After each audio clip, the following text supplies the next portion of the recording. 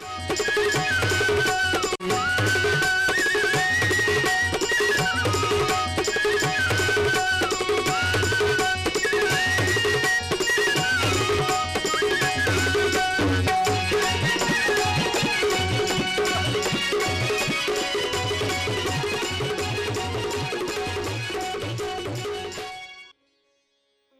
जी, अरे क्या हुआ? बच्चा को स्कूल छोड़ा है? हाँ छोड़ रहे हैं। बोल तो ऐसे रहे हैं जैसे लग रहा है कि कोनो पहाड़ तोड़ के चला है। एगो स्कूले ना छोड़ के आए हैं बच्चा को। अरे कहीं बच्चे को स्कूल ही छोड़ने गए थे ना, कोई फैशन करके घूम तो नहीं रहे थे।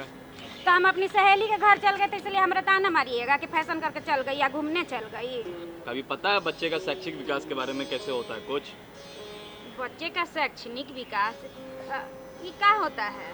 पता था। बहुत सारी चीज़ें होती हैं इन सब के बजाय कि बच्चा पढ़ कैसा रहा है, बच्चा होमवर्क क्या कर रहा है, उसका खान पीन कैसा हो रहा है, और ऐसे भी बहुत महत्वपूर्ण कार्य होते हैं जो माता पिता को ध्यान देना चाहिए। अच्छा, तो क्या योगदान होता है? इस शिक्षक का उस हम एडमिशन कराइए दिए बच्चा का, किताब को भी खरीदिए दिए बच्चा का, तो ये अभिभावक क्या है? बस इतना? बच्चा होमवर्क कैसे किया, उसका पालन पोषण कैसे हुआ, वो खाया क्या, वो कर क्या रहा है, ये सब होता है उसका शैक्षिक विकास। और कुछ समझाइए तब। अरे है बहुत सारी चीज़ें, बट इतना तो मुझे नहीं पता। लेकिन गांव में शिक्षा विशेषज्ञ आए हैं सुशील पोदार जी, उनको इनके बारे में बार पता है। हाँ, तो उस सर बता देंगे सब कुछ। तो हमको भी ले चलिए ना, पूरा बढ़िया से समझ जाएंगे, या फिर हम लोग अपने बच्चा को ऐसे ही अच्छा से मतलब संस्कार देंगे।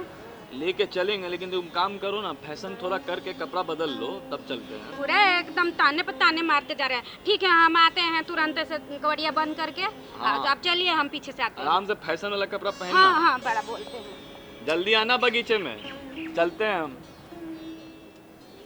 सर हमारी मैडम है ममता, उनको जानना था कि बच्चों के शैक्षिक विकास में अभिभावकों की क्या भूमिका है, उसके बारे में हमको हमेशा तंग करते रहती है। अभी आएंगे तो सर उनको पूछना है। अरे सर, प्रणाम प्रणाम सर। नमस्कार। यही सर जिनके बारे में बता रहे थे। यही सर है जी। सुशील पोदार सर, जो पटना के वरिष्ठ शिक्षाविद है।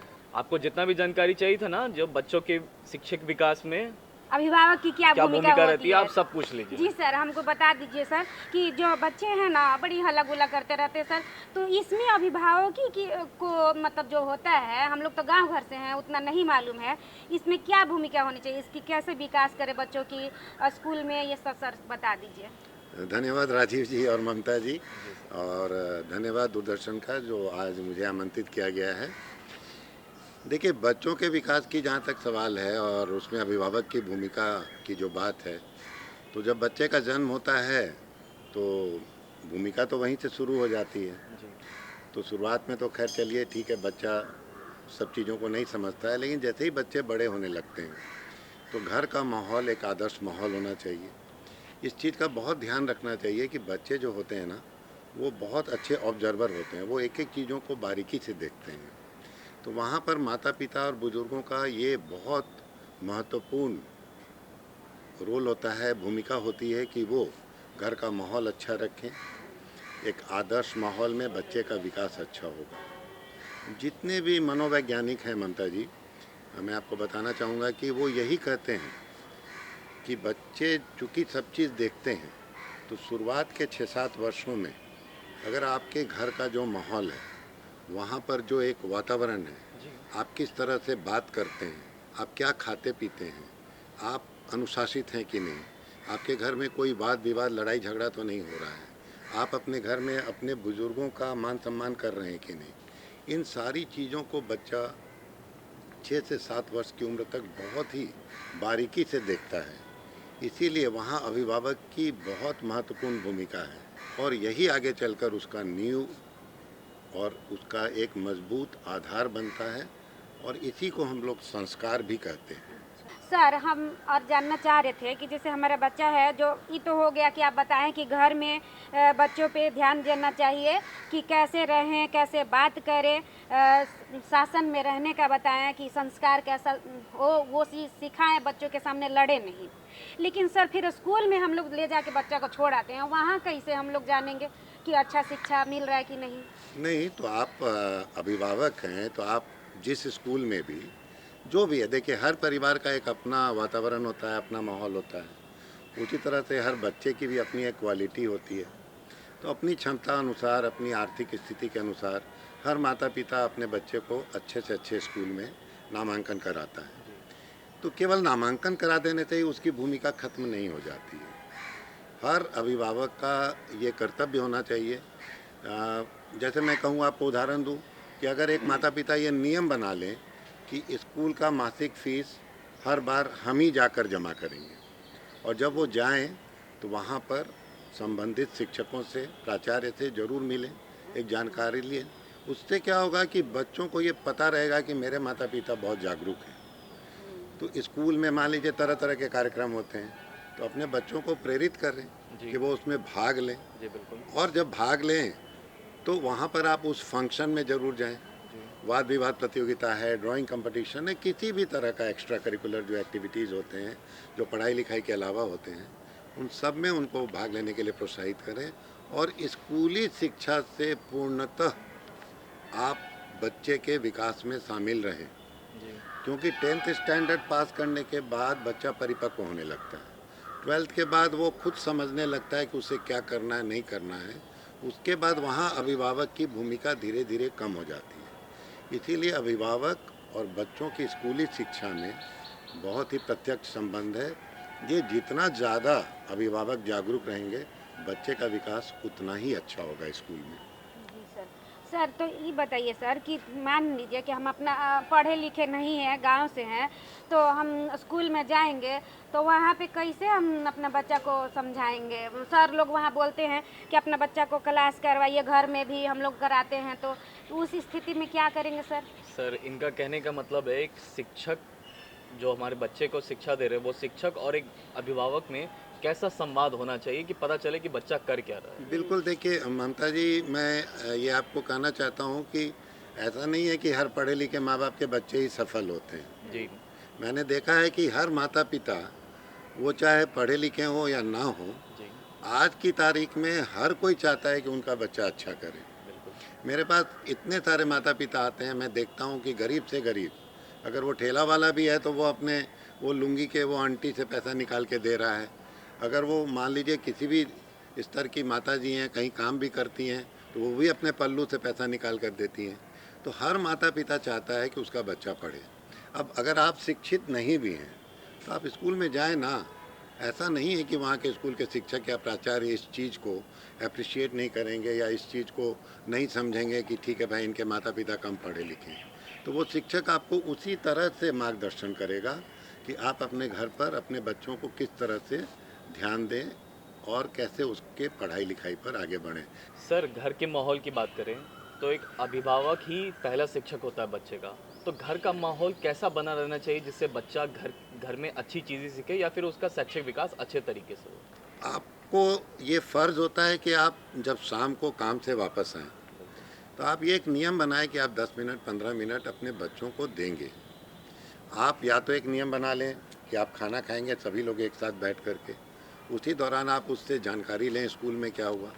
उससे बच्चा इंटरेस्ट लेता है, वो जागरूक होता है कि हाँ, मेरे माता पिता मेरी एक एक गतिविधियों पर ध्यान दे रहे हैं, है ना। आप उसके होमवर्क में, अगर आप सक्षम हैं, आप पढ़े लिखे हैं, तो आप उसके होमवर्क में भी उसको मदद करें। स्कूल से वो जो सैद्धांतिक ज्ञान लेकर आता है, सिद्धांत की बातों को सीख के आता है, आप प्रयास करें कि घर में उसको व्यावहारिक में बदलें। तो घर का माहौल बहुत मायने रखता है। अगर माता पिता अपने बच्चों का, मैं हमेशा कहता हूँ कि बहुत सारे माता पिता ऐसे होते हैं जो अपने बच्चों का हॉरिजॉन्टल ग्रोथ देखते हैं, क्षैतिज विकास देखते हैं। सामान्यतः क्या होता है कि अगर मान लीजिए एक बिजनेसमैन है और वो देर तक सोया रहता है सुबह में, तो बच्चे तो आजकल आप जानते हैं 7 बजे 8 बजे स्कूल चले जाते हैं। तो जब वो स्कूल जाते हैं तो माँ बाप सोए रहते हैं या पिताजी सोए रहते हैं, और जब रात को पिताजी 9 बजे आते हैं तब तक बच्चा सो जाता है। तो ऐसे माता पिता अपने बच्चों का एक क्षैतिज वृद्धि देखते हैं कि एक इतना बड़ा छोटा बच्चा सोया हुआ था, फिर इतना बड़ा सोया हुआ था। लेकिन मैं कहता हूँ कि बच्चों का लंबवत वृद्धि देखें, लंबवत विकास देखें, अपने बच्चों को यूँ बड़ा होते हुए देखें, क्षैतिज विकास नहीं देखें। और वो तभी संभव है जब आप घर का माहौल अच्छा रखेंगे, आप समय निकाल कर अपने बच्चों के साथ बातचीत करेंगे, उनके साथ बैठेंगे, उनके स्कूल की बातों को ध्यान से सुनेंगे, उसके साथ एंजॉय करेंगे, जी। ताकि उनको लगे कि हाँ, मेरे माता पिता मेरी एक एक गतिविधियों के साथ हैं। अच्छा। सर मेरा एक ये प्रश्न है कि बच्चा आजकल तो ऑनलाइन का युग है, बच्चे ऑनलाइन पढ़ाई करते हैं, स्कूल भी जाते हैं और ऑनलाइन भी पढ़ाई करती है। तो एक अभिभावक के रूप में कि बच्चा क्या देख रहा है और ऑनलाइन क्या सीख रहा है, तो उस पे नियंत्रण रखे कि बच्चा कहीं गलत दिशा में ना चल जाए। तो इस पे माता-पिता की क्या भूमिका रहनी चाहिए? तो बहुत सारे ऐसे, देखिए स्मार्टफ़ोन में बहुत सारे ऐसी चीज़ें हैं जिनको आप लॉक कर सकते हैं पासवर्ड से। जो बच्चे उन साइट्स पर ऐसे जहाँ भटकने का एक डर है वो नहीं जा पाएंगे। तो अगर माता पिता शिक्षित हैं और उनकी जानकारी है तो वो ऐसे साइट्स को ब्लॉक कर दें। जिस समय वो ऑनलाइन क्लासेस कर रहा है इस चीज़ का बहुत ध्यान रखें कि वो अपना कैमरा ऑन रखे और वो ध्यान से सारी बातों को सुन रहा है कि नहीं सुन रहा है। तो अगर माता पिता थोड़ा टेक्निकल हैं और टेक सेवी हैं तो मुझे नहीं लगता है कहीं कोई दिक्कत है, वो आराम से बच्चों को नियंत्रण में रख सकते हैं। लेकिन अगर वो फ़ोन दे दिए और कोई निगरानी ना रखें। निगरानी न रखें तब तो दिक्कत आएगी। ये तो बात पक्का है कि मेरा मानना है कि आज के दिन अगर बच्चों को बर्बाद करने में किसी चीज़ का सबसे बड़ा योगदान है तो वो स्मार्टफ़ोन का है। इसलिए स्मार्टफ़ोन बच्चों को बहुत जल्द नहीं देना है। और अगर कोविड के समय में जैसा हुआ कि ऑनलाइन क्लासेस थे और मजबूरी थी देना, जी। तो वहाँ फिर आपको बहुत ध्यान रखना है कि वो जिस समय सीमा में, क्लास की समय सीमा में ही वो उस फ़ोन का सदुपयोग करे और उसके बाद वो उसके साथ ले करके, ऐसा ना हो कि आप सोए हुए हैं और वो फ़ोन चला रहा है। जी, बिल्कुल। सर, अब मेरी जो बच्ची है ना बोलती है कि हम ना बनेंगे, डॉक्टर बनेंगे, तो हम इंजीनियर बनेंगे, लेकिन सर हमको मन है कि उसको ना टीचर बनाने का। वो मेरा बातें नहीं सुनती है, उसका मन है डॉक्टरे बनने का। सर हम कैसे उसको समझाएं? हमको शिक्षक बनाने का मन है, हम नहीं चाहते हैं कि बाहर भेजें अपनी बच्ची को। नहीं ममता जी, यहाँ मैं आपसे बिल्कुल भी सहमत नहीं हूँ। देखिए, मेरा जो अनुभव है कि आप छठी क्लास तक बच्चों को एकदम फ्री छोड़ दें। सातवां स्टैंडर्ड जो होता है, सातवीं कक्षा से अभिभावक की एक नई भूमिका होती है कि वो बच्चों से अपना एक डिस्कशन चालू करे, उससे राय विचार करे कि उसका किस चीज़ में इंटरेस्ट है। अच्छा। अगर उसका शिक्षक बनने में इंटरेस्ट नहीं है तो ये तो मैं कहूँगा कि आप बिल्कुल भी दबाव न डालें। मैं अपनी छोटी बेटी संस्कृति की बात करता हूँ। शुरुआत में उसको डॉक्टर बनने का मन था, लेकिन कहीं ना कहीं उसके मन में था कि मुझे फैशन डिजाइनिंग में जाना है। तो एक साल के बाद उसने मेरी पत्नी को कहा कि मुझे पापा को बोलने में डर लग रहा है अब, तो मम्मी आप बोलो। और आपको विश्वास नहीं होगा, जब मुझे बोला गया तो मैंने एक सेकंड भी नहीं लिया और मैंने कहा कि नहीं, उसको जिसमें मैंने उसी में जाने बोलो, मेरे तरफ से कोई दबाव नहीं। यानी कि हम उसको दबाव डालेंगे तो उसका मन नहीं लगेगा पढ़ने में और उसको सफलता प्राप्ति नहीं होगा, नहीं, यही ना? नहीं। जो चाहेगी उसी में उसका एडमिशन करा देंगे और उसी बिल्कुल। में कहेंगे कि तब तुम अपना एकदम। करो, तब उसको सफलता मिल जाएगा। जी सर, बहुत बढ़िया बात बताए सर, हमको दिमाग दिए। हम तो सोचे कि लड़की जाते क्या बाहर भेजेंगे। आप पूछिए। सर मेरा ये पूछना है कि एक अभिभावक अपने बच्चों के बीच में कैसा संवाद बचाए, कैसा संवाद बनाए रखे जिससे कि बच्चा बिना हिचक के अपनी सारी जानकारी माता पिता से दे और कुछ भी चीज़ से अगर वो छिपाए नहीं माता पिता से, तो कैसा संवाद या कैसा माहौल बनाना चाहिए? राजीव, यहाँ पर मेरा अनुभव कहता है कि माता और पिता जी। जब बच्चे बड़े होने लगते हैं ना, तो फिर दोनों का कुछ अलग अलग रोल होता है। जी। उदाहरण के लिए मान लीजिए कि लड़की है, जी। तो लड़की अपनी बहुत सारी समस्याएं और अपनी बहुत सारी बातों को पिता से नहीं शेयर करना चाहती, जी बिल्कुल। तो वहाँ माँ की भूमिका अधिक हो अहम हो जाती है। जाता और वहाँ अगर माँ के माध्यम से पिता के पास बातें आती हैं और तब पिता के माध्यम से माँ को बताया जाता है और माँ बेटी को बोलती है, तो एक तरीका तो ये होता है। है। जी। दूसरा तरीका होता है कि बेटा या बेटी दोनों डायरेक्ट माँ या पिता दोनों से बात कर सकता है।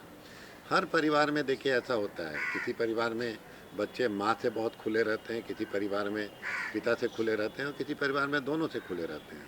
तो संवाद तो बहुत ज़रूरी है जी। और खुलकर संवाद करना चाहिए, अच्छी बातें उसे बतानी चाहिए, उसका हमेशा मार्गदर्शन करना चाहिए, उसकी जो भी समस्याएं हैं उसको ध्यान से सुनना चाहिए, उसको इग्नोर नहीं करना चाहिए। ये नहीं कि एक कान से सुने निकाल लिया, अच्छा देखेंगे करेंगे, नहीं। क्योंकि बच्चा जब वृद्धि कर रहा होता है ना, जी। तो वो एक बहुत ही ट्रांजिशन फेज होता है, वो एक ऐसा अवस्था होता है, एक ऐसी अवधि होती है, वो एक ऐसा काल होता है जब वो चाहता है कि उसके माता पिता उसकी हर बातों को सुने। जी तो भाई सुनने की बात है तो राजीव जी, वो तो संवाद से ही संभव है। जी बिल्कुल। इसीलिए संवाद तो सबसे ज़रूरी है। संवादहीनता ही समस्याओं का कारण बनती है आगे चलकर। जी बिल्कुल, कभी अभिभावक अपने बच्चों पे गुस्सा करते हैं तो बच्चे बहुत सारी चीज़ें छिपा लेते हैं, तो अभिभावक को ऐसा नहीं करना चाहिए। हाँ, ये भी आपका कहना बहुत सही है कि हर चीज़ की एक सीमा होती है। जी इतना भी गुस्सा न करें कि बच्चा भयभीत हो जाए। जी फिर वो हम लोग कहते हैं ना, नरमपंथी और गरमपंथी। जी तो अगर आप गरम होते हैं तो आप में ये कला भी होनी चाहिए अभिभावक में कि वो कितनी देर के बाद नरमपंथी हो। मैंने कई परिवारों में देखा है कि पिता अगर गरमपंथी हैं तो माँ नरमपंथी होती है। जी माँ चीज़ों को संभाल लेती है, या माँ ज़्यादा गुस्सा करती हैं तो पिताजी संभाल लेते हैं। जी तो ये एक सामूहिक एक टीम वर्क होता है परिवार में, जो कि अगर संवाद आपस में चल रहा है तो बच्चे भी धीरे धीरे समझ जाते हैं कि हाँ, पिताजी गुस्सा करते हैं तो अच्छे के लिए करते हैं, और उनको ये भी पता चल जाता है कि हाँ, पापा गुस्सा किए हैं तो 2 मिनट बाद ठीक हो जाएंगे। जी तो ऐसा नहीं है। ये सब चीज़ें अगर अभिभावक चाहें तो वो उसी तरह का एक सिस्टम, एक माहौल क्रिएट कर देंगे तो बच्चे भी समझदार होते हैं। वो जानते हैं कि हाँ, पिता या माँ गुस्सा कर रहे हैं तो क्यों कर रहे हैं, उनकी भलाई के लिए कर रहे हैं। और आजकल के बच्चे बहुत समझदार जी हैं, बिल्कुल। चाहे वो गांव के हों या शहर के हों ममता जी, जी सभी जी बच्चे बिल्कुल समझदार हैं। बिल्कुल। लेकिन समस्या को यूं ही नहीं छोड़ देना चाहिए। सर, महिलाओं को लेकर के जैसे कि पर्सनल बातें जो होती है माँ से शेयर करने में शर्म आती है सर, तो कैसे हम शेयर करें और मतलब माँ समझाए सर, कैसे शुरुआती करें ये चीज़ मतलब हमारी बेटी के साथ भी होगा तो हम उससे कैसे पूछें, मान लीजिए वो हमको नहीं बताती है तो हम कैसे पूछें अपनी बेटी से और तो कैसे ममता जी, ये बताएंगे? बात तो मैं शुरू से कह रहा हूँ कि संवादहीनता नहीं होनी चाहिए। अच्छा। अगर आप बचपन से इस चीज़ को विकसित करेंगे, बचपन से अगर आप उसके साथ बातें करते रहेंगे तो वो कभी नहीं छुपाएगी। वो हर तरह की बातें आपके साथ शेयर करेगी, आपके साथ साझा करेंगी, और वो छुपाने की वो कभी सोचेगी भी नहीं। तो ये जो अभिभावक की भूमिका होती है ना, इसीलिए मैंने कहा था, ये एकदम जब बच्चे का जन्म होता है ना, उसी दिन से शुरू हो जाती है। और एक 5 साल के बाद वहाँ पर फिर शिक्षक भी आते हैं, और बच्चों को सामाजिक भी बनाइए। मैं ये भी कहूँगा कि बच्चों को सोशल जो भी गैदरिंग्स होते हैं, जितने भी प्रकार के फंक्शंस होते हैं परिवार में या स्कूल में या बाहर में, या कहीं बच्चे को किसी चीज़ में भाग लेने के लिए प्रेरित किया जा रहा है स्कूल की तरफ से, तो आप उसको अवश्य उसमें प्रोत्साहित करें और उसके साथ जाएं। अगर आपको लगता है कि नहीं, आप अकेले बाहर नहीं भेज सकते हैं, तो आप स्वयं चले जाएं ना, जाएं। देखिए, ये एक्सपोजर बहुत ज़रूरी है। जी बिल्कुल। उसको जितना ज़्यादा वो दुनिया देखेंगे ना, उतना ज़्यादा समझ बढ़ेगी, उतना ज़्यादा अनुभवी होंगे, और यही अनुभव आगे चलकर उनको काम आएगा। सर, आप आएँ और हम लोग का दिमाग में इतना सारा बात तो था नहीं, आप बहुत अच्छी अच्छी बात बताएं, हम लोग को दिमाग खुल गया सर। और आपके लिए बहुत बहुत धन्यवाद सर कि इतनी अच्छी अच्छी बातें हम लोग को बताएं हमारे गांव घर के कार्यक्रम में आकर। सर, जाते जाते हमारे दर्शकों के लिए कोई संदेश आप देना चाहेंगे? अभी एक अभिभावक के रूप में कैसा माता पिता को रहना चाहिए? मेरा अपने गांव घर के दर्शकों को यही संदेश है कि बच्चों पर पूरा ध्यान दें, बचपन से ध्यान दें, अपने घर का एक आदर्श माहौल बना के रखें, घर में लड़े झगड़े नहीं, बुजुर्गों का सम्मान करें, खुद एक आदर्श बने, ताकि बच्चे आपके साथ राय विचार करें, आपके साथ संवादहीनता ना हो, और कभी भी बच्चों की इच्छा पर अपनी इच्छा को न थोपें। उनका जो एम्बिशन है उसी को लेकर उसे आगे बढ़ने दें, और हर तरह से उनके साथ रहें। तो सर, आप हमारे इस कार्यक्रम में आए, हमें और हमारी दर्शकों को इतनी अच्छी और इतनी महत्वपूर्ण जानकारी दी, इसका बहुत बहुत धन्यवाद। धन्यवाद राजीव जी, धन्यवाद ममता जी, पुनः आप सभी को धन्यवाद दूरदर्शन, मुझे आमंत्रित करने के लिए। तो दर्शकों, यदि आपके मन में कोई सुझाव या संदेश है तो लिखिए हमें इस पते पर। हमारा पता है कार्यक्रम गांव घर, निदेशक दूरदर्शन केंद्र, पटना, फेजर रोड 8,01,000। साथ ही साथ हमारा ईमेल आईडी है directorddkpatna@gmail.com। तो दर्शकों, जाते जाते आपके लिए छोड़े जाते हैं एक प्यारे से लोकगीत के साथ। आप लोग आनंद लीजिए और फिर मिलेंगे हम अगले भाग में। तब तक के लिए हमारी पूरे टीम को दीजिए इजाज़त। नमस्कार। नमस्कार।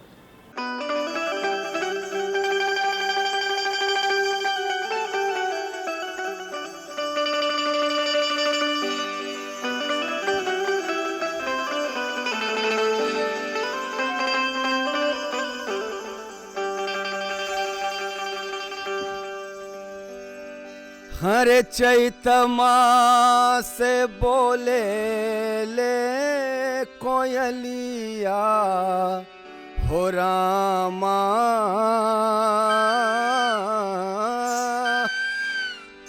चैत मास बोले ले कोयलिया हो रामा,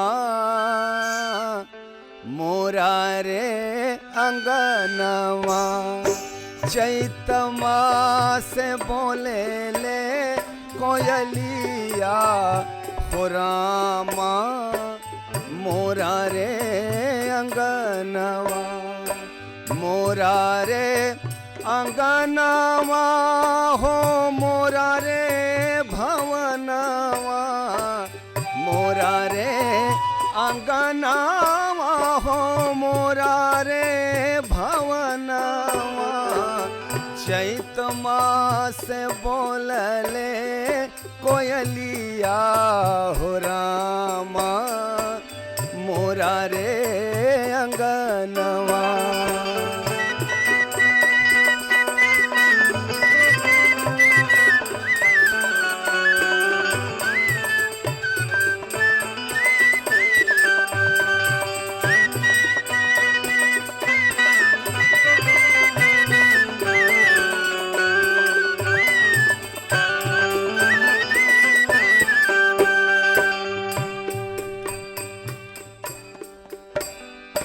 कुहुक कुहुक करे कारी रे कोयलिया,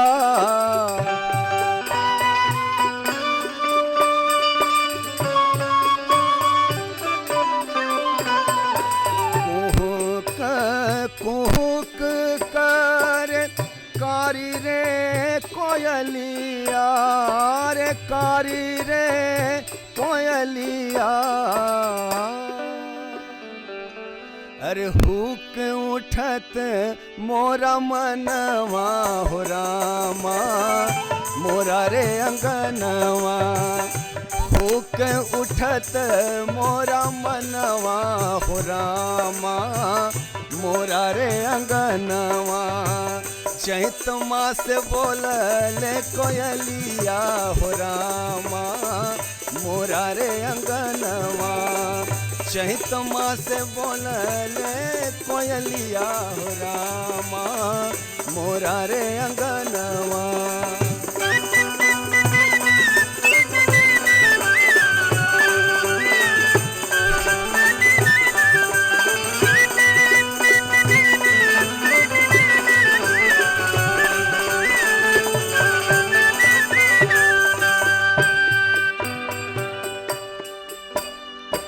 याद आवत जब गोरी तोरी बोलिया,